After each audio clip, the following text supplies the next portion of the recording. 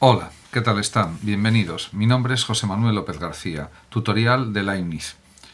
Leibniz es uno de los grandísimos filósofos que han contribuido de una manera enorme al desarrollo de la historia de la filosofía. Fue un gran pensador, un gran polímata, porque tenía numerosísimos conocimientos. Solamente decir que dejó 200.000 páginas escritas a lo largo de su vida. Escribía de promedio pues unas 10 páginas diarias. Y diríamos fue un hombre universal, un sabio universal, podríamos decir.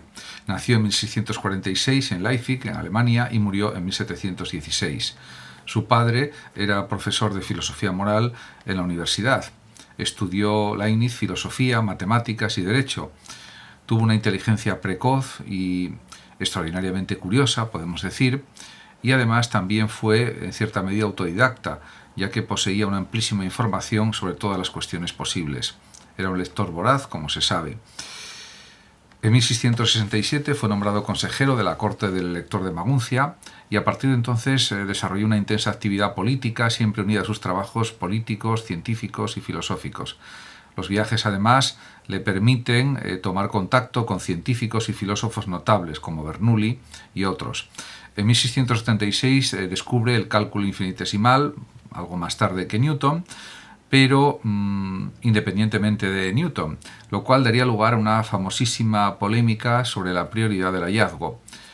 Por otra parte, Leibniz manifestó una gran pasión por las matemáticas en ese momento, casi desmesurada, como escribe él mismo, y en 1676 se instaló en Hannover como bibliotecario, historiador y teórico político de los duques de Hannover.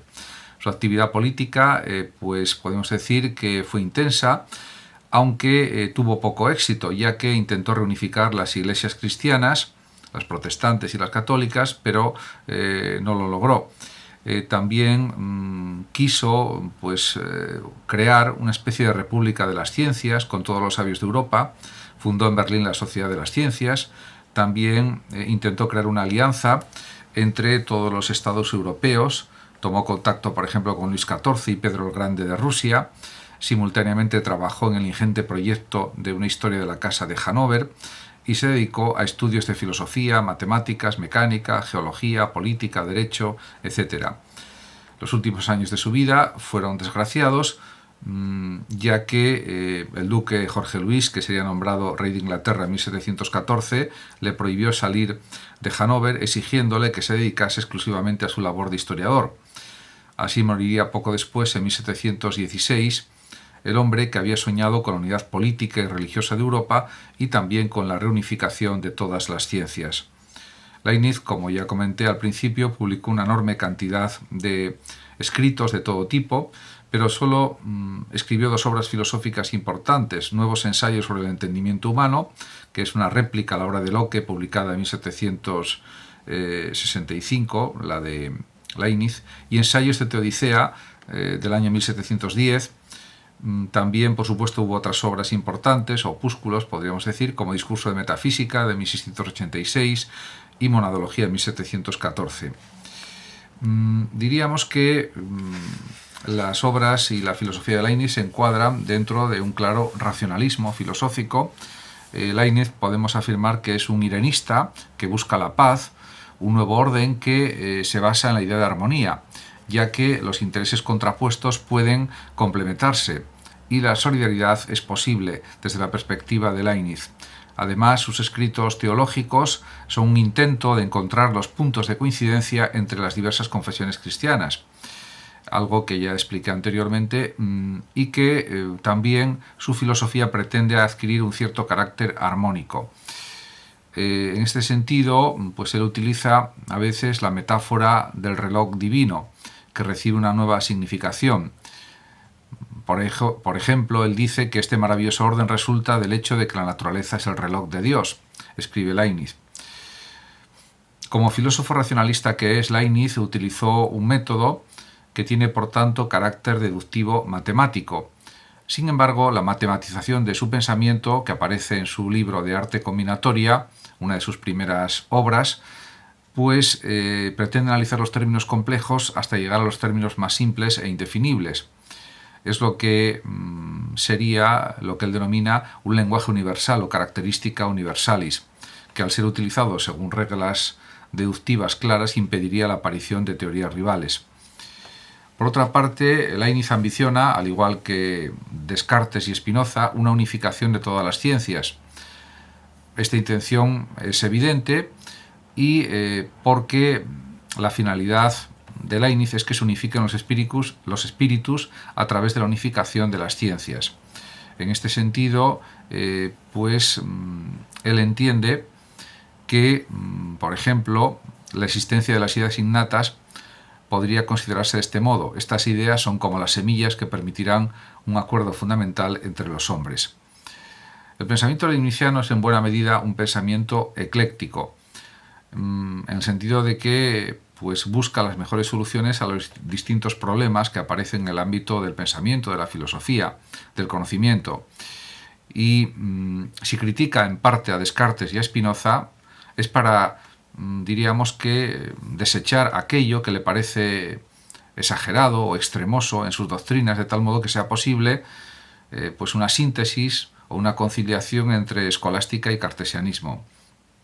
Y este proyecto encuentra una fundamentación metafísica en una teoría de la sustancia, ya que podemos decir que para Leibniz las sustancias son múltiples, con lo que se opone a Spinoza, que era un monista panteísta.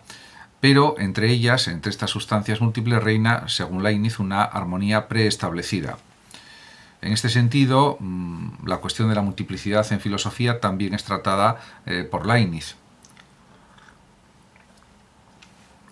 Y señala que desde su conocimiento de la filosofía escolástica y también de la nueva física mecanicista, él cree que es posible considerar que efectivamente hay unas sustancias múltiples. Y dice así el mismo Leibniz: comprendí que la sola consideración de una masa extensa no bastaba y que era preciso emplear además la noción de fuerza, que es muy inteligible a pesar de que es competencia exclusiva de la metafísica. Además, también es verdad que hay una apretada síntesis de la teoría de las sustancias o mónadas en su obra Monadología de 1714. Y aquí, por ejemplo, vamos a ver algunos párrafos de la misma. Escribe Leibniz: la mónada, sobre la cual hablaremos aquí, no es sino una sustancia simple que forma parte de las compuestas, simple, es decir, sin partes. Podemos decir que para Leibniz las mónadas no son extensión ni materia, ya que busca su esencia en los conceptos aristotélicos de entelequia y forma. En resumidas cuentas, las mónadas son acto, fuerza y alma a la vez. Por lo tanto, si hubiera que decir las características principales de las mónadas, son las siguientes: son fuerzas primitivas, son simples y inextensas, por ello no pueden desaparecer ni corromperse, y por lo tanto se deduce que son necesariamente creadas por Dios. Además, las mónadas son impenetrables, ya que una mónada no puede ser alterada desde fuera. Las mónadas carecen de ventanas por las que algo pueda entrar o salir, dice el propio Leibniz. Y la actividad de las mónadas es interior y anímica. Podemos decir que tienen percepción y apetición. Esta última es la que determina o define que se pasa o que se pase de una percepción a otra. Podría decirse, por tanto, que toda mónada es un alma, pero según Leibniz, en la mayoría de las mónadas la percepción no es consciente, sino que no hay más que una multitud de pequeñas percepciones y un estado general de embotamiento.